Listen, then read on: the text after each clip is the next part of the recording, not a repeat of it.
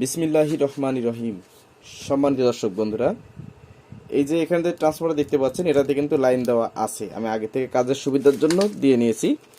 তো আজকের টপিকটা হচ্ছে যে অনেকে বলে কি যে ক্যাপাসিটরে এক সাইডে ভোল্টেজ কম থাকে আর এক সাইডে ভোল্টেজ বেশি।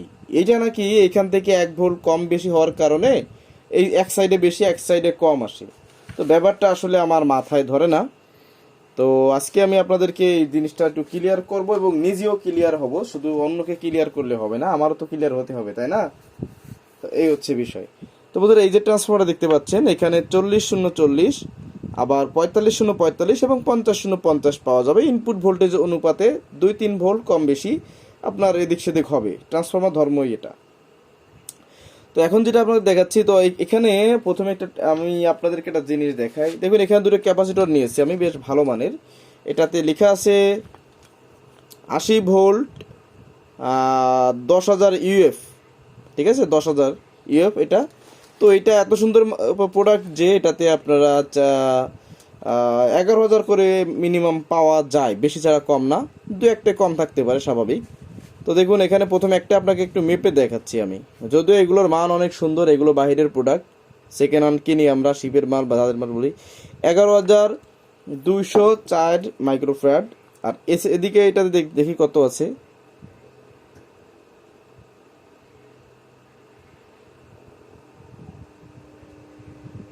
$11,103। বন্ধুরা, এই যে জিনিসটা মেপে দেখালাম, এটা মনে রাখবেন, এটা ভবিষ্যতে কাজে লাগবে। তো এখন কি করব, আমি একটা ব্রিজ রেকটিফায়ার দিয়ে, এখানে দেখতে পাচ্ছেন আমি এটাকে একটু ব্রিজ করে নিব, তারপরে আপনাদেরকে দেখাচ্ছি। তো বন্ধুরা, আমি শর্ট টাইম প্রোগ্রাম মানে কাজ করার জন্য, জাস্ট চেকের জন্য এখানে এইভাবে এটাকে করে নিয়েছি। এটা মানে এটা ভাববেন না যে কাজের মান কিরকম নাকি। তো দেখুন, আমি প্রথমে একটাকে ঝালাই দিলাম, এখানে আর একটা পিনকে এটার সঙ্গে ঝালাই দিয়ে দিলাম, মানে এখানে ব্রিজ করা হচ্ছে আর কি। এখন গ্রাউন্ডটা করে দিলে হয়ে যাবে, ব্যাস। এবং বন্ধুরা, প্রত্যেকটা মোমেন্ট কিন্তু একটু মনোযোগ সহকারে দেখার অনুরোধ। এই জন্য বলতেছি যে আশা করি এইভাবেতে হয়তোবা, আমি ডিরেক্ট বলতেছি না, শিওর, হয়তোবা আজ পর্যন্ত আপনাদেরকে কেউ এভাবে করে দেখায়নি। তো প্রথমে আমার যে কাজটি করতে হবে, দেখুন এখানে যে গ্রাউন্ডটা আছে, আমি জাস্ট কাজ সংক্ষেপের জন্য আমি এভাবে এটাকে লাগিয়ে দিচ্ছি। আচ্ছা, তারপর একটু ঝালাই করে দেওয়াটা বেটার হবে, আমার লাইন সরে যাবে ইত্যাদি। তো বন্ধুরা দেখুন, এই টপিকটা আমি আজকে যেভাবে তৈরি করতেছি, আপনারা যদি একটু মনোযোগ সহকারে দেখতে পারেন, নেক্সট টাইম আপনাদের এইগুলো নিয়ে আর কোনো ঝামেলা থাকবে না। তো বন্ধুরা, দেখা যাচ্ছে কি হচ্ছে, আমি এখানে এই সাধারণত ভিতরে গ্রাউন্ড করা থাকে, আমি একটু বাইরে করেছি আমার সুবিধার জন্য। তো এইটা আর এটা হচ্ছে গ্রাউন্ড, এই লাল তারটা হচ্ছে গ্রাউন্ড, আমি গ্রাউন্ড লাগিয়ে দিয়েছি ট্রান্সফর্মার থেকে। এখন আমাদের ভোল্টেজ ফুল ওয়েভ যদি আমি দিই, তাহলে এখানে একটা ভোল্টেজ দিতে হবে। আমি আজকে আপনাদেরকে যেভাবে দেখাবো, আশা করি বুঝতে পারবেন। তো আসুন, প্রথমে এখানে আমি যে ট্রান্সফর্মারটা নিয়েছি, এটার 40-0-40 ভোল্ট থাকার কথা, কিছু ভোল্ট কম বেশি। তো আমি এটা একটু আসলে মেপে দেখতে চাচ্ছি যে আসলে এখানে কত ভোল্ট আমি পাচ্ছি। আর ভিডিওটা অবশ্যই বড় হবে, ধৈর্য সহকারে না দেখলে বুঝবেন না। তো আমি গ্রাউন্ডে একটা তার ধরলাম, কালোটা একটা তার ধরি। বন্ধুরা, এই মুহূর্তে সরি,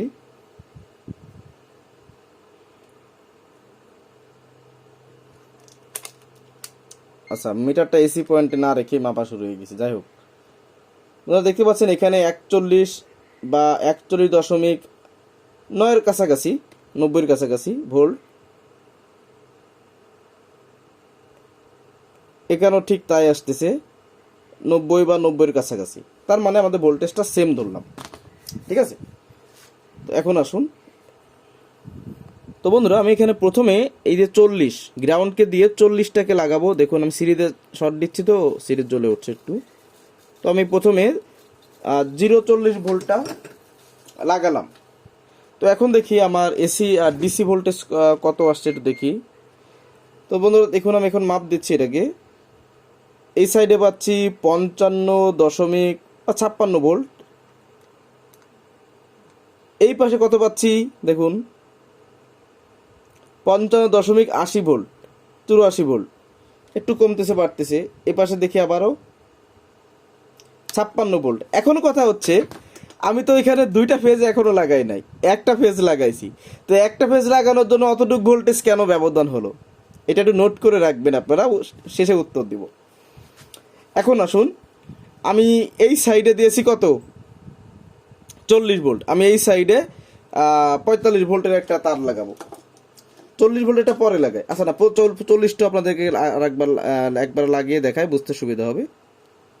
তো আমার তো এই কারেন্টের মেজারমেন্ট ভোল্টেজ সেম আছে, একই আছে।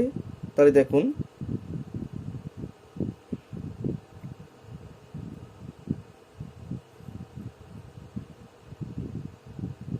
হ্যাঁ লাগানো হলো, তার মানে গ্রাউন্ড মানে 40 ভোল্ট আমি লাগাইছি না। এবার আসুন এটাকে মাপ দিব, দেখি এখন কত ভোল্টেজ পাই। তো এখানে আছে 56.18 ভোল্ট, এই সাইডে 56.12 ভোল্ট, এখানে 56.11, এখানে 56.18, 19 এরকম। তাহলে এখানে কিন্তু একটা ভোল্টেজের পরিবর্তন আছে, অথচ আমাদের ভোল্টেজ কিন্তু সেম। এখন আসুন আরও একটা জিনিস আপনাদেরকে দেখাই, যে এটা ধরলাম এই সামান্য ভোল্টেজটা মানা গেল। এখন এখান থেকে আমি একটা তার খুলে দিব, এই যে আমার 40 ভোল্টের যে একটা তার, এই তারটা খুলে দিয়ে আমি এখানে এক সাইডে 45 ভোল্ট দিব। দেখবেন যে দুই সাইডে ভোল্টেজই 45 ভোল্টেজে সাপ্লাই ভোল্টেজ, সেটা চলে যাবে, লো ভোল্টেজটা দেখা যাবে না। কারণ এখানে এই সিস্টেমে যার জোর বেশি তারটাই শো করবে, মানে যেটা ভোল্টেজ বেশি হবে তারটাই শো করবে। তো এখন এখানে আমি 40 ভোল্টের লাগাচ্ছি, দেখুন 45 ভোল্ট। প্রথমে তো 40 লাগাতে হবে, কালো তারে 40 ভোল্ট, আর আমার এই সাইডের তারে হচ্ছে 50 ভোল্ট, মানে সব। তো এখন এটাকে আসলে মাপ দিব। দেখুন প্রথমে এসি ভোল্টেজটা দেখাই, এখানে কত আছে গ্রাউন্ড। আচ্ছা তাহলে এসি ভোল্টেজ যদি দেখতে হয় আমার এই দেখুন এখানে কত আছে 45, 46। আচ্ছা এখানে কত আছে 41, 43, তার মানে ভোল্টেজের ব্যবধান। আচ্ছা তাহলে এবার ডিসি ভোল্টেজটা দেখাই, এখানে কত আছে দেখুন 62 ভোল্টেজ আছে, এখানে কত আছে 62 ভোল্টেজ 0.2। এখন আসুন এই যারা বলেন যে এক সাইডে কম এক সাইডে বেশির কারণে এক ক্যাপাসিটার বেশি এক ক্যাপাসিটার কম আসে, এরা আমার এই জিনিসটা কিভাবে বলবেন যে এটা কোনভাবে কি। এখন আসুন সমালোচনা করার উদ্দেশ্য না, উদ্দেশ্য ভালো কিছু সঠিক কিছু আপনাদেরকে শেখানো। দেখুন বন্ধুরা, আমার এখানে কথা হচ্ছে কি, ক্যাপাসিটরের ক্যাপাসিট্যান্সের উপর ডিপেন্ড করে আপনার এটা ধারণ ক্ষমতা এবং ভোল্টেজ অ্যাবজর্ব ক্ষমতার উপর সব কিছু ডিপেন্ড করে। এখন বিষয়টা হচ্ছে দেখা যাচ্ছে একটা ক্যাপাসিটার, ওই যে বলছিলাম প্রথম মেপে দেখাইছি, এক সাইডে একটু কম এক সাইডে একটু বেশি এরকম থাকে না, যেমনটা রেজিস্ট্যান্সের টলারেন্স থাকে, কোনটা 1%, কোনটা 5%, এই যে রেজিস্ট্যান্সগুলো টলারেন্স থাকে না। তো ধরলাম এখানেও কিছুটা রকম থাকে, এটা তৈরিকালে কিছুটা ভোল্টেজ সামান্য কম বেশি ব্যবধান ধরার ভিতর না এরকম হয়ে থাকে, যার কারণে দুটো ক্যাপাসিটারে একই মান হওয়া সত্ত্বেও এক সাইডে ভোল্টেজ একটু কম একটু বেশি হয়।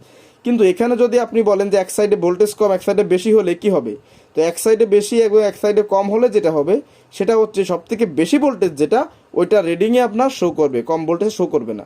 দেখুন আপনাদেরকে আমি দেখালাম যে 200, এখানে 40 40 নিয়েছি আর এখানে লাগিয়েছি কত 45। তো একই রেক্টিফায়ার যেহেতু রিভার্স এবং ফরওয়ার্ডের নেগেটিভ পজিটিভ দিকে ব্রিজ রেক্টিফায়ার দিয়ে ধাবিত হচ্ছে, সেহেতু দেখুন হাই ভোল্টেজটা কাউন্ট হয়েছে।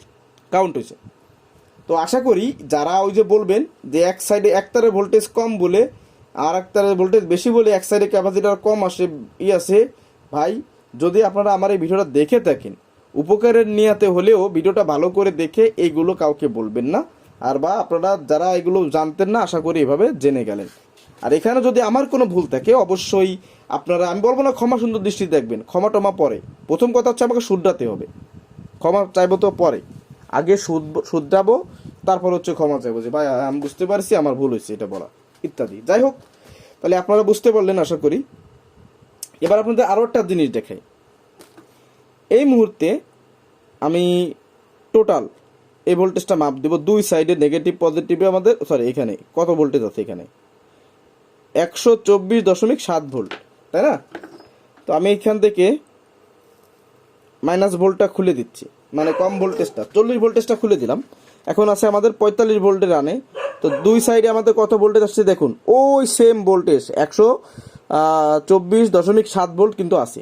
তার মানে কি এখন যদি ওই সূত্রটা যদি আবার বলি যে এক সাইডে ভোল্টেজ কম বলে এক সাইডে কম এক সাইডে বেশি, তাহলে কমটা তো খুলে দিলাম, তাহলে দুইয়ের পাশে তো এক পাশে তো বেশি হবে এক সাইডে কম হবে, তাহলে আমার সেম থাকলো কিভাবে?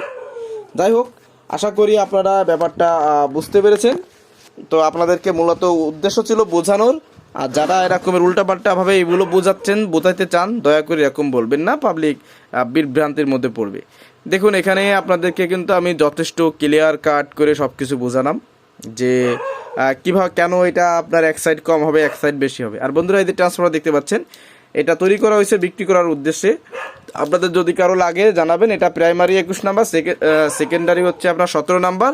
এটা দিয়ে 40-0-40, 45-0-45 এবং 50-0-50 ভোল্ট। ইনপুট ভোল্টেজ উপর ডিপেন্ড করে কিছু ভোল্টেজ কম বেশি পাবেন এবং এক্সট্রা 12-0-12 বের করে দেওয়া হয়েছে। এটা হচ্ছে 24 নাম্বার বিআরবি তার দিয়ে। এই দেখুন, এই যে 24 নাম্বার বিআরবি তার দিয়ে কিন্তু করা হয়েছে। শালার কুত্তগুলো চেচ্ছে এখন ভিডিওর সময়। যাই হোক বন্ধুরা, ভিডিও পর্যন্ত রাখতে সবাই ভালো থাকবেন। আর যেটা জিনিসটা আপনাদের বুঝলাম একটু বোঝার চেষ্টা করবেন, আশা করি সমস্যা হবে না ইনশাল্লাহ। ঠিকঠাকই যেটা বুঝলাম এটাই সঠিক। ভালো থাকবেন সবাই। কষ্ট করে ভিডিওটি দেখার জন্য ধন্যবাদ।